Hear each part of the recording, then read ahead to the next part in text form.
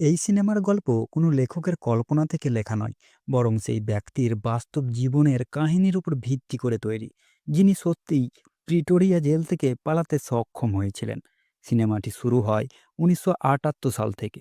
সেই সময়ে দক্ষিণ আফ্রিকার অর্ধেক দেশ জ্বলছিল, কারণ তখন বর্ণবৈষম্য, অর্থাৎ কালো আর সাদাদের মধ্যে ভেদাভেদ চরম পর্যায়ে পৌঁছে গেছিল। পুলিশ তখন কালো মানুষের শিশুদের পশুর মতো হত্যা করত। সেই সময় টিম জেনকিন এবং তার বন্ধু স্টিফেন সবে তাদের গ্র্যাজুয়েশন শেষ করেছিল। তারা বুঝতে পারে যে শুধুমাত্র গায়ের রং কালো হওয়ার কারণে মানুষকে মানুষ হিসাবে না দেখা কোনোভাবেই মানবতা হতে পারে না। এরপর তারা দুজনেই এএনসি অর্থাৎ আফ্রিকান ন্যাশনাল কংগ্রেস নামক রাজনৈতিক আন্দোলনে যোগ দেয়। এএনসির লক্ষ্য ছিল আফ্রিকাকে একটি গণতান্ত্রিক দেশ হিসাবে গড়ে তোলা, যেখানে প্রত্যেক মানুষকে সম্মান দেওয়া হবে, সে যে কোনো রঙেরই হোক বা যে কোনো দেশেরই হোক, যেমন এশিয়ান বা আফ্রিকান। এরপর আমরা দেখি তারা দুজন ব্যাগ নিয়ে বিভিন্ন জায়গায় বোমা রেখে আসে। এক জায়গায় কচ্ছপের পিঠের কাছে, আর এক জায়গায় একটি গাড়ির পাশে। তারা একটু দূরে যেতেই প্রথম বোমাটি বিস্ফোরিত হয়। তবে এটি কোনো প্রাণঘাতী বোমা ছিল না, বরং এই বোমাগুলোর ভেতরে ছিল লিফলেট, যার মাধ্যমে মানুষকে বর্ণবৈষম্যের বিরুদ্ধে আওয়াজ তোলার আন্দোলনে যোগ দেওয়ার আহ্বান জানানো হয়। এর আগেই পুলিশ সেখানে পৌঁছে যায় এবং তারা দুজনে পালাতে পারে না। এরপর আমরা দেখি টিমকে পুলিশ হেফাজতে নেওয়া হয়েছে। অফিসাররা চলে যাওয়ার পর টিমের গার্লফ্রেন্ড স্টিফেনের সঙ্গে তার দেখা হয়। সে তার জন্য কিছু টাকা নিয়ে আসে। এটা খুবই সাবধানে লুকিয়ে রাখতে হবে, কারণ জেলে যদি তার কাছে টাকা পাওয়া যায় তাহলে তার সাজা আরও ১২ বছর বাড়িয়ে দেওয়া হবে।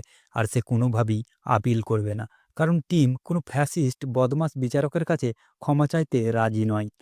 স্টিফেনি খুব কৌশলে টাকার বান্ডিল টিমের জুতোর ভেতরে লুকিয়ে দেয়। তারপর তারা আলাদা হয়ে যায়। এরপর টিম বাথরুমে গিয়ে টাকাগুলো প্লাস্টিকের মধ্যে ঢুকিয়ে একটি ছোট টিউবের মতো জিনিসে ভরে তার নিজের মলদ্বারে লুকিয়ে রাখে। এরপর তাদের বিচার শুরু হয়। টিম যেমনটা বলেছিল, বিচারকও ঠিক তেমনটাই, এক বদমাস ফ্যাসিস্ট ছিল। বিচারকের মতে সব জাতি আর সব রঙের মানুষ এক হওয়া একটি বিপজ্জনক চিন্তাধারা। তার চোখে কালো মানুষ মানুষই নয়। এই বোমা হামলার মূল পরিকল্পনাকারী হিসাবে টিমকে ধরা হয়। তাই বিচারক তাকে ১২ বছরের কারাদণ্ড দেয়, আর তার বন্ধু স্টিফেনকে ৮ বছরের সাজা দেওয়া হয় কুখ্যাত প্রিটোরিয়া জেলে। এই রায় শুনে টিম ও স্টিফেনের বাবা-মা কেঁদে ফেলেন। স্টিফেনও ভেঙে পড়ে। যাওয়ার আগে টিম আদালতের লকআপ থেকে পালানোর চেষ্টা করে, কিন্তু ব্যর্থ হয় এবং পুলিশ তাকে ধরে ফেলে। এরপর তাদের প্রিটোরিয়া জেলের বাইরে আনা হয়। সেখানে এক জেলার তাদের জেলের নিয়মকানুন বোঝায়। সে ছিল একেবারেই ফ্যাসিস্ট মানসিকতার। সে বলে তারা সাদা মানুষদের সঙ্গে বিশ্বাসঘাতকতা করেছে, আর এখানেই পচে মরবে। জেলের ওয়ার্ডেন তাদের জানায় জেলের ভেতরে কোনো কলম, রেডিও বা সংবাদপত্র রাখা যাবে না। পার্সেল ৬/৪ ইঞ্চির বেশি বড় হওয়া চলবে না। জেলের ভেতরে কোনো রাজনৈতিক আলোচনা করা নিষিদ্ধ। মাসে মাত্র একবার ভিজিটর আসতে পারবে, তাও সরকারের অনুমতি নিয়ে। এরপর তাদের তল্লাশি করা হয়। সেলে যাওয়ার পথে তারা জেলখানাটাকে খুব মনোযোগ দিয়ে পর্যবেক্ষণ করতে থাকে। সেলের করিডোরে ঢোকার জন্য একটি বৈদ্যুতিক গ্রিল দরজা ছিল, যেটা টিম খুব ভালোভাবে লক্ষ্য করে। তারপর তারা সেই দরজা পেরিয়ে প্রথম তলায় পৌঁছে যায়। তাদের সেলের আগে একটি গ্রিলের দরজা ছিল। এসব দরজা সবই চাবি দিয়ে খোলা হতো। এরপর ওয়ার্ডেন মাঙ্গো টিমকে তার সেলে ঢুকিয়ে দেয়। সেলের ভেতরেও প্রথমে একটি গ্রিলের দরজা ছিল, তারপর আর একটি শক্ত লোহার দরজা। দুটোই চাবি দিয়ে খোলা হয়। স্টিফেনকে তার কুঠুরিতে ঢুকিয়ে দেওয়ার পর মাঙ্গো সেখান থেকে চলে যায়। দুজনের ঘরই একে অপরের পাশেই ছিল। তারা দেওয়ালে টোকা দিয়ে একে অপরের সঙ্গে যোগাযোগ করত। এই করিডোরে শুধু রাজনৈতিক অ্যাক্টিভিস্টদেরই রাখা হতো। সেই রাতে টিমের ঘুম আসেনি। পরদিন সকালে ঘুম থেকে ওঠার ঘন্টা বাজে। কিছুক্ষণ পর মাঙ্গো আসে এবং একে একে সব সেলের দরজা খুলে দেয়। তারপর সবাই বেরিয়ে সারিবদ্ধভাবে বাইরে যায়। টিম তখন নাস্তার থালা নিয়ে বসেছিল। সে দেখে তার পাশেই কিছু বন্দি বসেছে, যাদের পরনে নীল রঙের ভেজা কাপড়, আর টিমের কাপড়ের রং ছিল ধূসর। নীল কাপড় পরা বন্দিরা টিমের দিকে ভয়ঙ্কর দৃষ্টিতে তাকিয়েছিল। ঠিক তখনই তার পেছনে থেকে এক বৃদ্ধ লোক আসে এবং তাকে একটি খালি টেবিলে নিয়ে গিয়ে বসায়। সেই লোক টিমকে জানায় নীল কাপড় পরা বন্দিরা ভয়ঙ্কর অপরাধী, খুনি আর ধর্ষকের মতো লোক। তাদের সঙ্গে বসা খুবই বিপজ্জনক। টিম যখন বুঝতে পারে পরিস্থিতি ঠিক নয়, তখন সে ইশারা বুঝে এক কয়েদির পাশে গিয়ে বসে। ওই লোকটির নাম ছিল ডেনিস। ধূসর কাপড় পরা সবাই ছিল রাজনীতিক অ্যাক্টিভিস্ট। তারা কথা বলার সময় হঠাৎ সেখানে থাকা একজন ক্লিনার কিছু শব্দ করে ফেলে। মাঙ্গো তার কাছে গিয়ে ৩ বার লাঠি দিয়ে মারধর করে, শুধু এই কারণেই যে লোকটি ছিল কালো চামড়ার। নীল কাপড় পরা বন্দিরা এটা দেখে মজা পাচ্ছিল, আর ধূসর কাপড় পরা বন্দিরা ভেতরে ভেতরে খুব রেগে যাচ্ছিল। বাইরে এক্সারসাইজ করার সময় ডেনিস টিমদের জেলের কাঠামো সম্পর্কে জানায়। জেলের দেওয়াল প্রায় ২০ ফুট উঁচু, যার উপর কাঁটা তার লাগানো।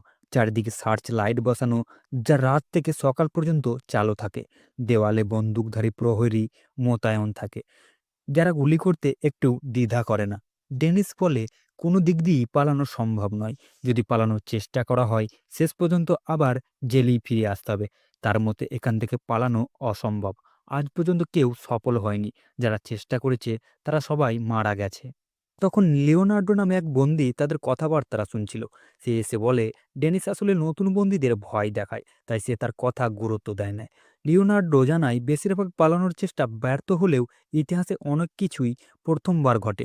সে বিশ্বাস করে এখান থেকেও পালানো সম্ভব। লিওনার্ডো আরও জানায়, সেলের দেওয়াল শক্ত সিমেন্টের তৈরি। যদি বাইরে বেরোনোর কোনো উপায় তারা খুঁজে পায়, তাহলে যেন তাকে জানায়, কারণ সে তাদের সঙ্গে আছে। তাদের কথা বলার সময় ওয়ার্ডেন দূর থেকে সব লক্ষ্য করছিল। কিছুক্ষণ পর তাদের একটি করে বোতল দেওয়া হয়, যাতে তারা পানি, কাজের সময় কফি বা চা রাখতে পারে। সেই রাতে টিম নিজের দরজার চাবির ছিদ্রটি খুব মনোযোগ দিয়ে দেখতে থাকে। অনেক রাত ধরে সে লকের গঠন পর্যবেক্ষণ করে। তার মাথায় শত শত আইডিয়া আসে, আবার সেগুলো বাতিলও করে। একসময় তার মনে হতে থাকে যেন লক নিজেই তাকে কিছু বলছে। একদিন টিম বুঝতে পারে, কোনো কাজ শুরু করার জন্য সবকিছু জানা জরুরি নয়। সবচেয়ে গুরুত্বপূর্ণ হলো এটি মূল বিষয় বোঝা। সেটি বুঝে গেলেই কাজ শুরু করা যায়। এক রাতে প্রহরী চলে যাওয়ার পর টিম একটি কাগজ নেয়, সেটাকে গুটিয়ে দরজার চাবির ছিদ্রের ভেতরে ঢোকায়। কাগজটি বের করে সে বুঝতে পারে লকটি আসলে কতটা গভীর। এরপর টিম নিজের কাছে থাকা পেন্সিলটি ভাঙতে চেষ্টা করে। শেষ প্রান্তে ভাঙতে গিয়ে পেন্সিলটি খুব কষ্টে ভাঙে। তখন সে লিওনার্ডোকে বলে সে এখান থেকে পালানোর একটি উপায় খুঁজে পেয়েছে। লিওনার্ডো প্রথমে বিষয়টি বিশ্বাস করতে পারে না, তবে টিম বলে তারা সঙ্গে সঙ্গে পালাবে না, বরং ধীরে ধীরে প্রস্তুতি নেবে এবং কাঠ দিয়ে চাবি বানাবে। এই কথা শুনে লিওনার্ডো হেসে বলে, কারণ তার মতে কাঠের চাবি সহজেই ভেঙে যাবে। তো টিম ও তার সঙ্গী তাকে বুঝিয়ে রাজি করায়। একদিন লিওনার্ডো ইচ্ছা করে নিজের প্লেট ফেলে দেয়। তখন মাঙ্গো সেখানে আসে। তার বেল্টে অনেকগুলো চাবি ঝুলছিল। সেই সময় টিম খুব মনোযোগ দিয়ে চাবিগুলো লক্ষ্য করে। মাঙ্গো নিজে প্লেট তুলতে দেয় না, বরং এই কাজের জন্য এক বন্দীকে ডেকে আনে, কারণ তার মতে এই কাজ বন্দীদের জন্য নয়। এই কথা শুনে কেউ প্রতিবাদ করলে মাঙ্গো তাকে মারধরের হুমকি দেয়। এই সময়েও টিম মাঙ্গোর চাবিগুলো গভীরভাবে লক্ষ্য করছিল। টিম মনে মনে সহানুভূতি পেলেও সে কিছু করতে পারেনি। এরপর টিম চাবিগুলোর ছবি আঁকা শুরু করে। যখনই সুযোগ পায়, খাওয়ার সময়, খেলাধুলার সময় বা হাজিরা দেওয়ার সময়, সে চাবিগুলো ভালো করে দেখে। চাবি দেখার কোনো সুযোগই সে হাতছাড়া করে না। অবশেষে একদিন সে চাবির নিখুঁত নকশা আঁকতে সক্ষম হয়। তখন সে বুঝতে পারে সব সেলের লকের জন্য একই ধরনের চাবি ব্যবহার করা হয়। ইতিমধ্যে ৭৪ দিন পেরিয়ে গেছে। সবাই কাঠের ওয়ার্কশপে কাজ করছিল। কাজ শেষ হওয়ার সময় টিম কিছু কাঠের টুকরো চুপি চুপি সরিয়ে নিয়ে যায়। ফাইলের গুঁড়া ও নীল রঙের আঠা নিজের বোতলের পেছনে লুকিয়ে রাখে এবং সেগুলো ভালোভাবে গোপন করে রাখে। ঠিক তখনই মাঙ্গো এসে তাদের পরীক্ষা করার জন্য হঠাৎ সবার সামনে একটি বাক্স ফেলে দেয়। টিম ভয় পেয়ে যায়, ভাবতে থাকে মাঙ্গো কি তাকে দেখে ফেলেছে। কিন্তু লিওনার্ডো একাই জিনিসগুলো তুলতে থাকে। পরে মাঙ্গো সবার বোতল একে একে খালি করে ঝাঁকিয়ে দেখে। টিমের পালা এলে সে টিমের বোতলও খালি করে ভালো করে নাড়ে, কারণ তার টিমের ওপর সন্দেহ ছিল। কিন্তু বোতল থেকে কোনো শব্দ না আসায় সে কিছু বুঝতে পারে না। নিজের সেলে ফিরে টিম বোতল খুলে কাঠের টুকরো আর অন্য জিনিসগুলো বের করে। এরপর ফাইল ও অন্যান্য সরঞ্জামের সাহায্যে চাবির পেছনের অংশ তৈরি করা শুরু করে। বানানো শেষ হলে সেটি শুকানোর জন্য আলোতে রেখে দেয়। আঠা শুকিয়ে গেলে টিম চাবির সামনের অংশটি লাগিয়ে দেয়। এরপর ফাইল দিয়ে ঘষে ঘষে পুরো চাবিটি তৈরি করে। কয়েক ঘন্টার কঠোর পরিশ্রমের পর অবশেষে চাবিটি তৈরি হয়ে যায়। এবার চাবি পরীক্ষার পালা। টিম নিজের সেলের গ্রিলের দরজার লকে চাবিটি ঢুকিয়ে ঘোরায়। প্রথমবার খুব সহজে ঘুরে যায়, দ্বিতীয়বার একটু বেশি জোর লাগলেও শেষ পর্যন্ত দরজাটি খুলে যায়। কিন্তু গ্রিল দরজা খুলতেই টিমের সামনে আরও বড় চ্যালেঞ্জ আসে। এরপরেই ছিল স্টিলের দরজা, যার লক বাইরের দিক থেকে খোলা হয়। এতে টিম আবার হতাশ হয়ে পড়ে। পরদিন সে লিওনার্ডোকে জানায় তাদের এখন আরও একটি খুব কঠিন চাবি বানাতে হবে। সেটা সামনের দিক থেকে স্টিলের দরজায় ঢোকাতে হবে। কিন্তু সেটি বাইরে থাকায় তারা সরাসরি পৌঁছাতে পারবে না। কোনোভাবে সেলের ভেতর থেকেই পিছনের দিকে লকে পৌঁছাতে হবে। তখনই তাদের সামনে দিয়ে মাঙ্গো হেঁটে যায়। সেই সময় টিম স্টিল দরজার চাবিটাও খুব মনোযোগ দিয়ে দেখে। কয়েকদিনের মধ্যেই সে স্টিল দরজার জন্য চাবি বানিয়ে ফেলে। একদিন তারা সেলের বাইরে পরিষ্কার পরিচ্ছন্নতার কাজ করছিল। লিওনার্দো করিডোরের দরজার কাছে পাহারা দিচ্ছিল। তখন টিম গিয়ে তার বড় চাবিটি দিয়ে স্টিল দরজার সঙ্গে লক পরীক্ষা করে। প্রথমে চাবিটি ঘোরে না। সঙ্গে সঙ্গে সে চাবির পিন খুলে নিয়ে আরও নিখুঁতভাবে ঘষতে শুরু করে। পরের বার চাবিটি ঘোরে এবং লক খুলে বাইরে বেরিয়ে আসে। এটি দেখে সবাই খুশি হয়ে যায়, কিন্তু সমস্যা হয় তখনই চাবিটি আর উল্টো দিকে ঘোরে না। টিম বারবার চেষ্টা করলেও হঠাৎ করে চাবিটি ভেঙে যায়। সবাই ভীষণ আতঙ্কিত হয়ে পড়ে, কারণ যে কোনো সময় কেউ সেখানে আসতে পারে। টিম দ্রুত ভাঙা চাবির টুকরোগুলো বের করার চেষ্টা করছিল। ঠিক তখনই ডেনিস তার দিকে একটি ছুরি এগিয়ে দেয়। টিম তাড়াতাড়ি কাঠের টুকরোগুলো বের করে নেয় এবং দ্রুত সরে যায়, কিন্তু দরজার লকটি বাইরে বেরিয়ে রয়ে যায়। এরপরে সেখানে একজন মোটা প্রহরী আসে। সে তাদের দিকে তাকিয়ে দেখে না। সে চলে যাওয়ার পর টিম লকটি ভেতরে ঢোকানোর চেষ্টা করে, কিন্তু সেটি আর ঢোকে না। সন্ধ্যায় প্রহরী দরজা বন্ধ করতে আসে। সে টিমের সেলের স্টিলের লকটি বাইরে বেরিয়ে থাকতে দেখে। ভেতরে টিম ভয়ে অস্থির হয়ে পড়ে। মাঙ্গো কিছুক্ষণ ভেবে নেয়, কিন্তু শেষ পর্যন্ত বিষয়টি উপেক্ষা করে সামনে এগিয়ে যায়। ভেতরে টিম তখন স্বস্তির নিঃশ্বাস ফেলে। পরের দিন আমরা টিমকে ভিজিটর রুমে দেখি। তার সঙ্গে দেখা করতে কেউ আসেনি। সেখানে সে লিওনার্দো ও তার ছেলের সঙ্গে কথা বলছিল। কথা বলার সময় সে আবেগপ্রবণ হয়ে পড়ে এবং নিজের বুকের ওপর হাত রাখে। ঠিক তখনই মাঙ্গো তাকে পেছনে সরে যেতে বলে। কথা কাটাকাটির এক পর্যায়ে মাঙ্গো লিওনার্ডোর ছেলেকে এখান থেকে পাঠিয়ে দেওয়ার নির্দেশ দেয় এবং ভবিষ্যতে তার এখানে আসাও বন্ধ করে দেয়। লিওনার্দো অনেক অনুরোধ করে, কিন্তু মাঙ্গো একটুও নরম হয় না। এরপর জানা যায় লিওনার্দো আসলে ফরাসি নাগরিক। তার স্ত্রী এখানকার ভিসা পায়নি, আর তার ছেলে এতদিন অনাথ আশ্রমে ছিল। তাকেও ফেরত পাঠিয়ে দেওয়া হয়। নিজের ছেলের জন্য লিওনার্দোকে কাতরাতে দেখে মাঙ্গো বরং আনন্দ পায়। ইতিমধ্যেই ১৪২ দিন পেরিয়ে গেছে। গত ১.৫ মাস ধরে তারা এমন কোনো উপায় খুঁজে পায়নি যাতে ভেতর দিক থেকে স্টিলের দরজাটি খোলা যায়। লিওনার্দো ও তার ছেলের পরিস্থিতিও তারা জানতে পেরেছিল। তাই যত দ্রুত সম্ভব এখান থেকে বের হওয়া তাদের জন্য জরুরি হয়ে পড়ে। লিওনার্দো একটি আইডিয়া দেয়। সে বলে তার কাছে একটি সুতো আছে। তারা সেই সুতো চাবির সঙ্গে বেঁধে স্পিড ডোরের কি হোল দিয়ে ঢোকাতে পারবে। লিওনার্ডের এই আইডিয়াটা পছন্দ হলেও টিম বলে চাবি শুধু ঢোকালে কোনো লাভ নেই। যদি চাবি ঘোরানোই না যায়, তাহলে ঢোকানোর অর্থ কী? এই কথা শুনে লিওনার্দো রেগে যায় এবং টিমকে বলে, তাহলে এমন কোনো উপায় বলো যাতে পাশের জানালা দিয়ে দরজার লক পর্যন্ত পৌঁছানো যায়। ঠিক তখনই মাঙ্গো সেখানে এসে পড়ে। সে তাদের কথা শুনছিল, কিন্তু তারা কী নিয়ে কথা বলছিল তা জানতো না। জিজ্ঞাসা করলে তারা বলে তারা শুধু সাধারণ কথাবার্তা বলছিল। মাঙ্গো চলে যাওয়ার পর লিওনার্দো টিমের হাতে থাকা ঝাড়ু দেখে হঠাৎ একটি আইডিয়া পায়। ঝাড়ু দেখি টিমও বিষয়টি বুঝে যায়।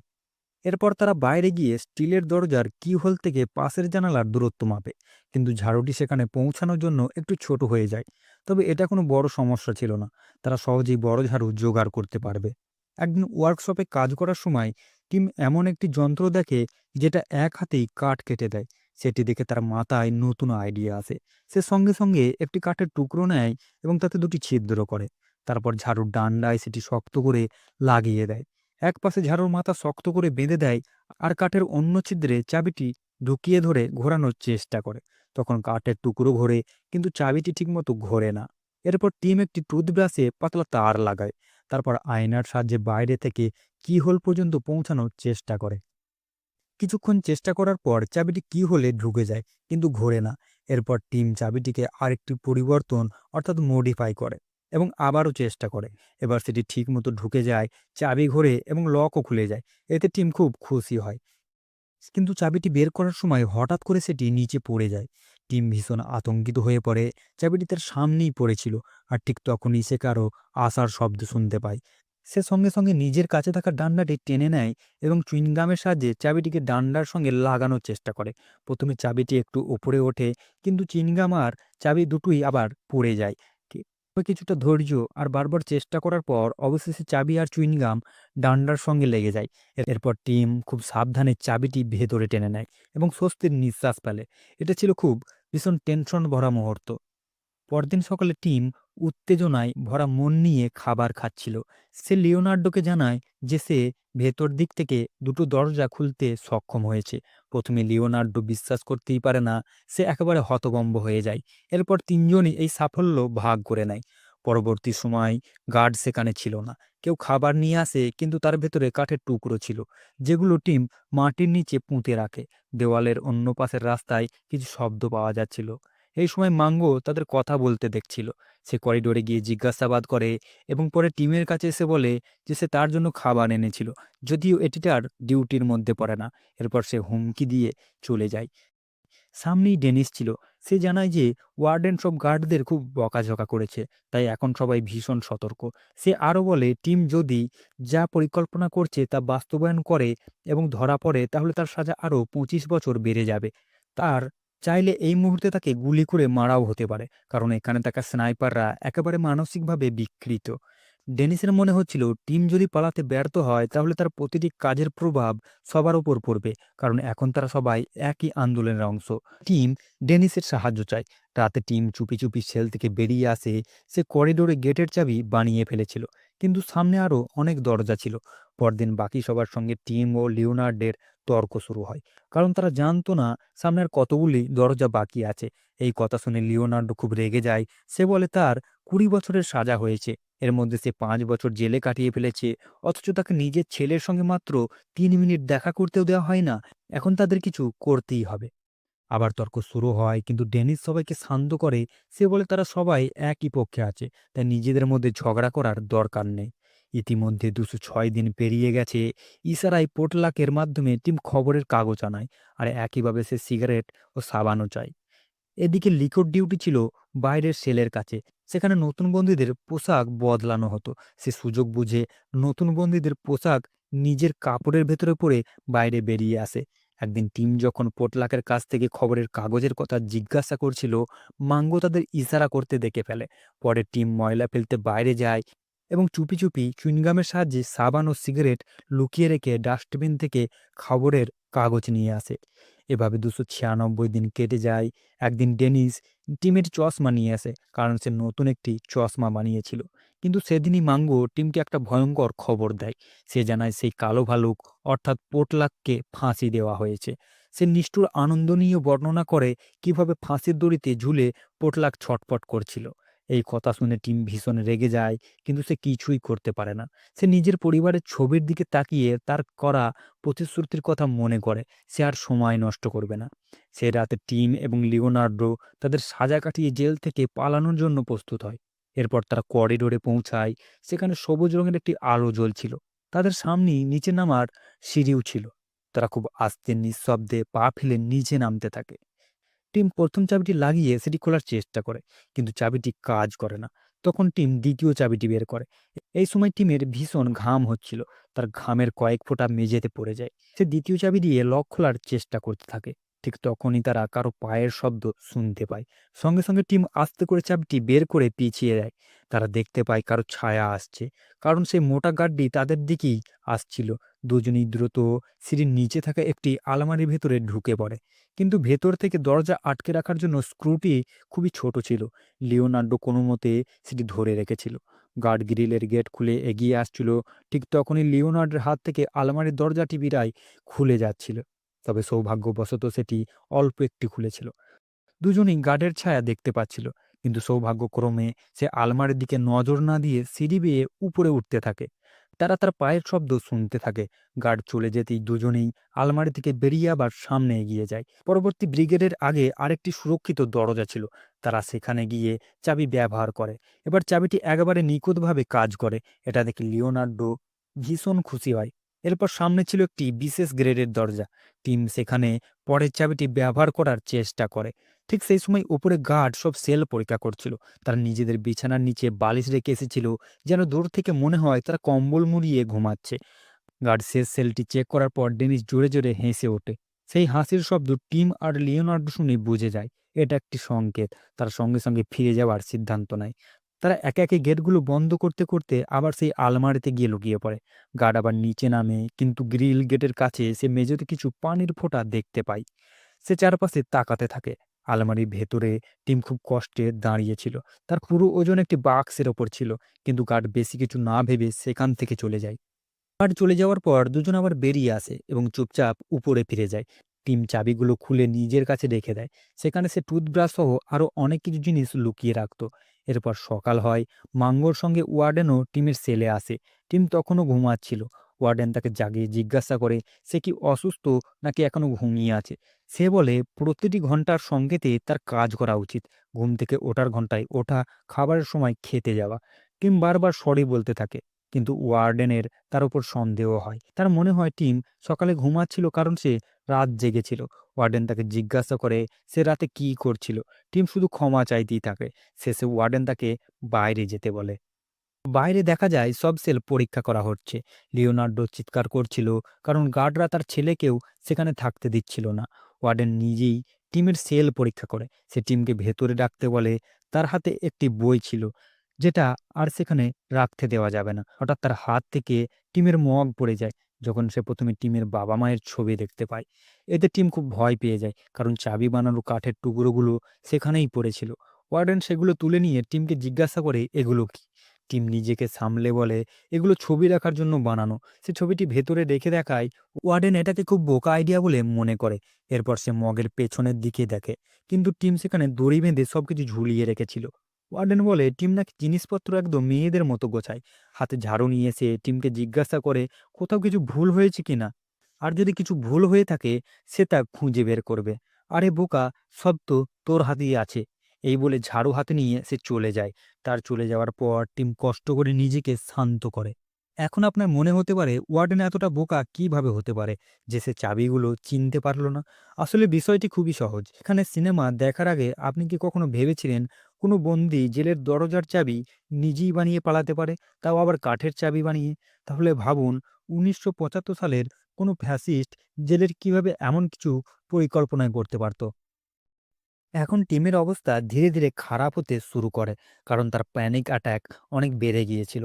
সে এখন তার বানানো চাবিগুলো এক জায়গায় না রেখে বিভিন্ন জায়গায় লুকিয়ে রাখতে শুরু করে, যেমন লাইব্রেরির বুক সেলফের নিচে, লন্ড্রিতে কাপড় ধোয়ার পাউডারের প্যাকেটের ভিতরে, আরও অনেক জায়গায়। রাতে সে লক্ষ্য করত যখন একটি দরজা বন্ধ হয় তখন আর একটি দরজা খোলা হয়। প্রতিদিন সে দরজা খুলে ভাবত কোন দিক দিয়ে পালানো সবচেয়ে নিরাপদ হবে।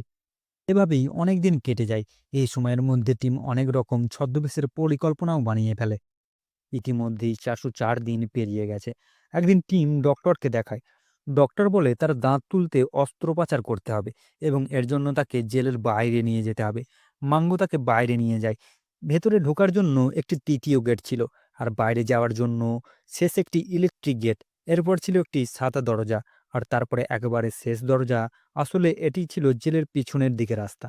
মাঙ্গো যখন টিমকে বাইরে নিয়ে যাচ্ছিল তখন টিম দেখে জেলের একপাশে কনস্ট্রাকশনের কাজ চলছে। সেখানে একটি টাওয়ার বানানো হচ্ছে। আপাতত স্নাইপাররা সেখান থেকে তাদের দেখতে পারছিল না, কিন্তু টাওয়ার তৈরি হয়ে গেলে সেখান থেকে পালানো অসম্ভব হয়ে যাবে। এই সময় টিমের মাথায় পুরো পালানোর পরিকল্পনাটা পরিষ্কার হয়ে যায়, আর সে বুঝতে পারে এটা তাকে খুব দ্রুত বাস্তবায়ন করতে হবে। টিম সব অ্যাক্টিভিস্টদের সঙ্গে পালাতে অনুরোধ করে, কিন্তু কেউ রাজি হয় না। সবাই ধরা পড়ার ভয়ে পিছিয়ে যায়। তারা সিদ্ধান্ত নেয় এই জেলেই থেকে তারা ফ্যাসিবাদের লড়াই করবে। তার মতে ফল পেতে হলে বীজ মাটিতেই পুঁতে যেতে হয়। তবে লিওনার্দো বলে সে সারা জীবন আফসোস করবে যদি চেষ্টা না করে। অন্তত চেষ্টা করার জন্য হলেও সে টিমের সঙ্গে থাকবে। ডেনিস তার বাচ্চাদের ছবি দেখে খুব কাঁদে। তার কাছে একটি ২২৫ নম্বর কাগজ ছিল, যার ভেতরে এই জেল ও আশেপাশের এলাকার একটি মানচিত্র আঁকা ছিল। সে সেটিকে একটি টিউবের ভেতরে ঢুকিয়ে মুখে সামান্য টেপ লাগিয়ে দেয়। পরের দিন দেখা যায় মাঙ্গো সবাইকে তাদের সেলের কাছে জড়ো করে। টিম বিছানার উপর রাখা সেই টুথপেস্টটি দেখতে পায়, যেটা সে আগে ডেনিসের মাধ্যমে সেখানে রেখে দিয়েছিল। মাঙ্গো টুথব্রাশটি দেখে ঠিক তখনই ওয়ার্ডেন এসে টিমকে বাইরে পাঠিয়ে দেয়। তার সেলের তল্লাশি শুরু করে। ওয়ার্ডেন চলে যাওয়ার পর টিম দ্রুত টিউবটি খুঁজতে থাকে এবং শেষ পর্যন্ত সেটি পেয়ে যায়। এরপর সে মানচিত্রটি একটি কাঠের টুকরোর ভেতরে ঢুকিয়ে লিওনার্দোকে দেয়। লিওনার্দো মানচিত্রটি ভালোভাবে বুঝে নেয়। গার্ডদের ডিউটি শেষ হলে সবাই বাইরে যেতে থাকে। তারা বেরোনোর সঙ্গে সঙ্গেই টিম নিজের সেলের দরজা খুলে ফেলে। তখন সন্ধ্যার সময় পুরো অন্ধকার নামতে এখনো কিছুটা বাকি। তিনজনই শুধু গেঞ্জি ও আন্ডারওয়্যার পরে বাইরে আসে। তারা করিডোরের দরজা খুলতে যাচ্ছিল, ঠিক তখনই সেই মোটা গার্ডের পেট খারাপ হয়ে যায় এবং সে টয়লেট চলে যায়। ডেনিস তাকে বলে এখনো দেরি হয়নি, সে চাইলে তাদের সঙ্গে যেতে পারে, কিন্তু ডেনিস যেতে রাজি হয় না। এরপর টিম লিওনার্দোকে সেল থেকে বের করে আনে। তার সেলের পাশেই একটি বন্ধ সিঁড়ি ছিল, যেখানে তারা আগে থেকেই নিজেদের জিনিস লুকিয়ে রেখেছিল। এদিকে সেই গার্ড টয়লেট ফ্লাশ করতে পারছিল না, তাই সে সিঁড়ির নিচের আলমারির দিকে যায়। কিছু নিয়ে ফ্লাশ ঠিক করা যায়। অন্যদিকে তিনজন এক জায়গায় কাপড় বদলাতে থাকে।